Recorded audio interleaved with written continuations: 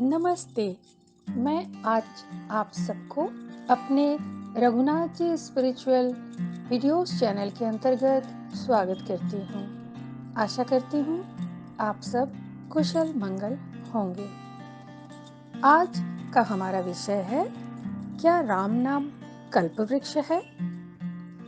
जहाँ राम नाम की महिमा अशेष है, जिसकी कोई शेष नहीं, कोई अंत नहीं। जितना भी हम राम नाम के बारे में पढ़ें और गुणगान करें, उससे ज़्यादा कहीं अपार क्षमता लिए यह राम का नाम है। आज मैं इसलिए बताऊंगी कि एक मनुष्य के संपूर्ण जीवन में, संपूर्ण जीवन काल में राम नाम कैसे कल्प वृक्ष का कार्य करता है। इस राम नाम को प्रारब्ध नाशिनी कहा जाता है, क्योंकि जब इंसान जन्म लेता है तो वह अपने साथ केवल अपना प्रारब्ध लेकर ही जन्म लेता है। ना तो उसे वर्तमान की कोई खबर होती है, ना तो अपनों की ही चिंता होती है। किसी चीज की उसे जानकारी नहीं होती है, क्योंकि वो अबोध होता है। सब चीजों से वह निश्चिंत होता है। परंतु अगर कोई साथ होता है तो उसका प्रारब्ध। प्रारब्ध क्या है? हमारे पूर्व जन्म का कर्म। अगर वह अच्छा कर्म है तो भी प्रारब्ध, बुरा कर्म है तो भी प्रारब्ध। इसके साथ ही इस वर्तमान समय में भी जो हम कार्य करते हैं वह फिर प्रारब्ध के रूप में जमा होता जाता है। अगर हम अच्छा कार्य करते हैं तो वह हमारे लिए सुखदायी साबित होता है, और अगर बुरा कार्य करते हैं तो दुखदायी एवं कष्टयुक्त साबित होता है। जब जब जीवन में प्रारब्ध की जो भोग की सीमा समाप्त होती है, तब इस वर्तमान समय का जो भोग है वह शुरू हो जाता है। जैसे कई बार हम यह देखते हैं कि एक व्यक्ति सारा जीवन बड़े अच्छे से कटा, लेकिन उसके जीवन के आखिरी 15-20 साल बड़े दुखदायी थे। जबकि घर में संपन्नता थी, बच्चे बड़े हो गए थे, फिर भी बड़े दुख के दिन उसने देखे।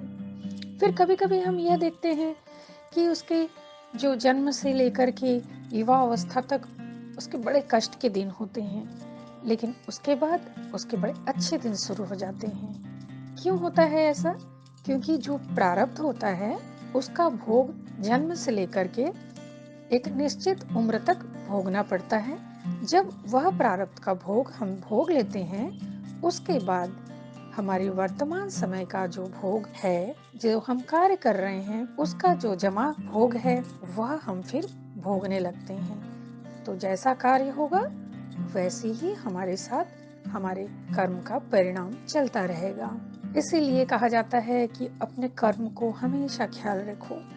देखा है ना हमने, रामायण में भगवान श्री राम ने राजा पुत्र होकर कितने कष्ट सहे, लेकिन कभी अन्याय का साथ नहीं दिया।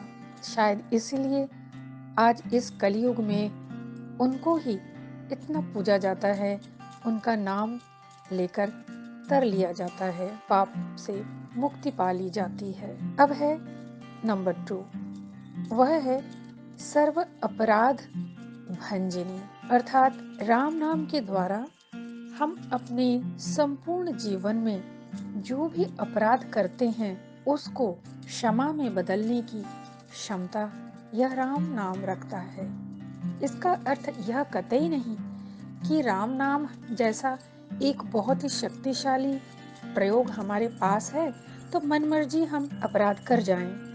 यह नहीं, कहने का तात्पर्य यह है, अज्ञानतावश या भूलवश कोई अपराध हो गई हो तो उसके बाद जैसे ही यह ज्ञान हो जाए कि हमने तो यह अनजाने में कर डाला था, और उसका जो पश्चाताप इंसान के जीवन में होता है ना, वो बहुत ही तड़पाने वाला होता है। जब तक इंसान का जो ज्ञान चक्षु बंद होता है तब तक तो वो बहुत अन्याय कर लेता है। उसको लगता है मैंने तो जो किया अच्छा किया, लेकिन जिस दिन उसकी ज्ञान चक्षु खुल जाती है और उसे अपने कर्म का, अपने अनैतिक कार्यों का, पाप कार्यों का बोध होता है तो तब वह तड़प असहनीय होती है।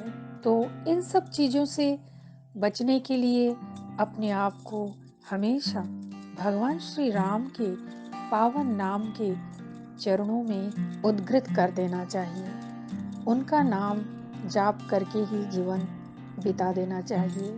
नंबर 3 है सर्व दुख हारिणी राम नाम शक्ति। इस राम नाम में अपार शक्ति है जो व्यक्ति के सर्व प्रकार के दुख को हरण करने की क्षमता रखता है।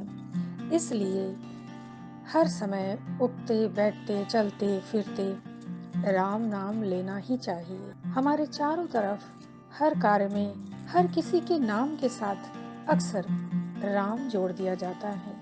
शायद यही है महिमा राम नाम की, जो अपने बल को ऐसे व्यक्तियों का सहारा बनकर उन्हें कष्ट से दुखों से मुक्ति दिलाने का प्रयास करता है। कहने का तात्पर्य मेरा यही है कि राम नाम वह कल्प वृक्ष है जिसके तले बैठकर जिसका उपयोग कर हमें शांति मिल सकती है। आखिर एक शेष समय में व्यक्ति को अवश्य ही इस बात की अनुभूति होती है कि व्यर्थ सारा जीवन गंवा दिया, राम नाम नहीं लिया। मैंने यहाँ पर क्या राम नाम कल्प वृक्ष है यह प्रथम भाग दर्शाया, द्वितीय भाग कल के वीडियो में बताऊंगी। आपको मेरा यह वीडियो पसंद आया होगा, यह विषय पसंद आया होगा तो कृपया लाइक करें और अपने परिचितों में शेयर भी कर दीजिए। और पहली बार इस चैनल को देख रहे हैं तो उसे सब्सक्राइब करें और बेल आइकन को अवश्य ही क्लिक करें। बहुत बहुत धन्यवाद।